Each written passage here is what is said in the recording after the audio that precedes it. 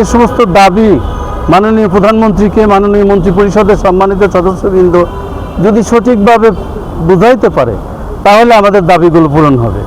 আজকে দেখুন 17 থেকে 20 গ্রেড কর্মচারীদের জন্য আমরা আন্দোলন করে পোশাক আদায় করেছিলাম।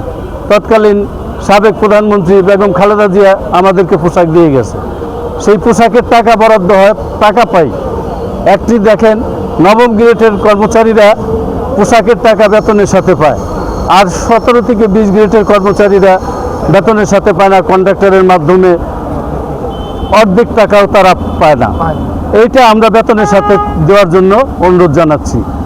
আর পে স্কেল নিয়ে যত আন্দোলনই আমরা করি বৈষম্য জীবনেও কমবে না। কারণ হলো শিয়ালের কাছে মুরগি বাগা দিলে শিয়ালে মুরগি খায়া ফেলায়।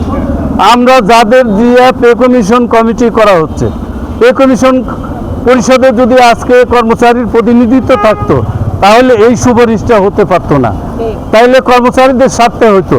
আজকে যারা আমলা তারা তাদের স্বার্থে, যাদের দিয়ে কমিশন করেছে তারা তাদের স্বার্থ বুঝে নিয়েছে, তাদের স্বার্থ নিয়ে আমাদেরকে সুপারিশ করেছে। আমরা চাইছি সর্বনিম্ন 35,000 টাকা, আমাদেরকে দেয় 20,000 টাকা সুপারিশ করে, আর ওটা 1,60,000 টাকা ওনার বরাদ্দ নেওয়ার জন্য চেষ্টা করে। তাইলে কি বৈষম্য কমবো?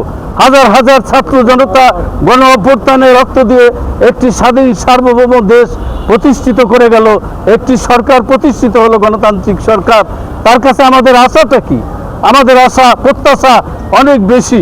আমরা যেমন মাননীয় প্রধানমন্ত্রী যেমন দেশকে পরিবর্তন চাচ্ছেন, সবার আগে বাংলাদেশ চাচ্ছেন, তার যারা কর্মচারী, এই দেশ যারা উন্নয়ন করে, যারা তার নীতি নির্ধারণ বাস্তবায়ন করে, যারা রাত দিন খেটে কাজ করে, তারা কি খেলো, তারা কোথায় রইলো, কোথায় থাকলো না থাকলো, এই খোঁজটা মাননীয় প্রধানমন্ত্রী আপনার নিতে হবে। আপনি জানেন একটি সরকারের সংবিধানে পরিষ্কার বলা আছে অন্ন, বস্ত্র, শিক্ষা, বাসস্থান, চিকিৎসার ব্যবস্থা করবে সরকার, কিন্তু আজকে আমরা বঞ্চিত। আজকে একটি ফ্যাসিস্ট সরকার দীর্ঘ 15 বছর আমাদেরকে কথা বলতে দেয় নাই, আমাদের উপরে নির্যাতন হয়েছে, যা ইচ্ছা তাই করেছে, কর্মকর্তারা যা খুশি তাই করেছে। আজকে মাননীয় প্রধানমন্ত্রী আপনার দৃষ্টি আকর্ষণ করতে চাই, আপনি কথাগুলো দেখবেন, মিডিয়ার ভাইয়েরাই কথাগুলো বলবেন যে আমরা প্রধানমন্ত্রীর কাছে অনেক কিছু প্রত্যাশা করি। দুর্নীতিমুক্ত একটি দেশ চাই, দুর্নীতিমুক্ত প্রশাসন চাই, প্রশাসনের দুর্নীতি করবে আর আমরা কর্মচারীরা চাই দেখবো, এটা আর হতে দিতে দিব না। পরিষ্কারভাবে আমরা কর্মচারীরা বলতে চাই, কোনো কর্মকর্তা দুর্নীতি করতে পারবে না, আমরা দেব না করতে, আমরাও করব না, আমরাও কাউকে করতে দেব না।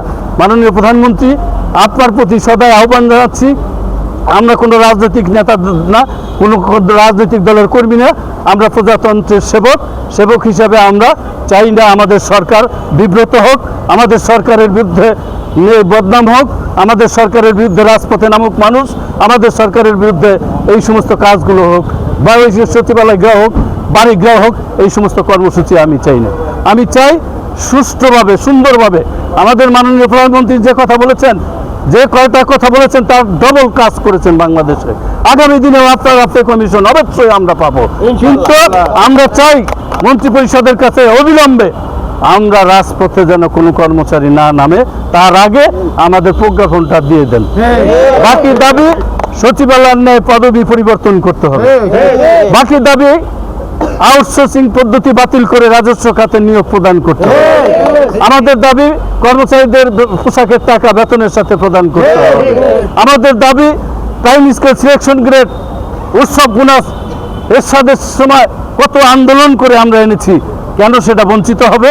আপনার সময় তো এটা আমরা পাওয়ার কথা, ফ্যাসিস্ট বন্ধ করে দিয়ে গেছে, আজকে গণতান্ত্রিক সরকার সেটাকে চালু করে দিবে, এটা হলো আমাদের আশা।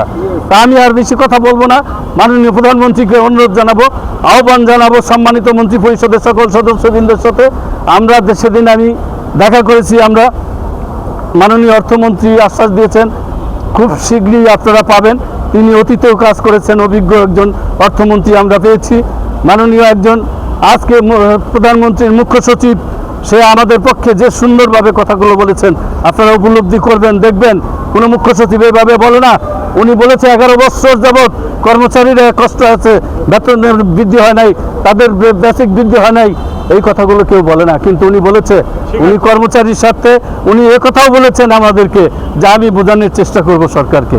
এই জন্য ওনাকে অভিনন্দন জানাই, এবং আমরা যেন রাজপথে না নামতে হয় সেই কাজটি করার জন্য আপনাদের প্রতি অনুরোধ জানাই।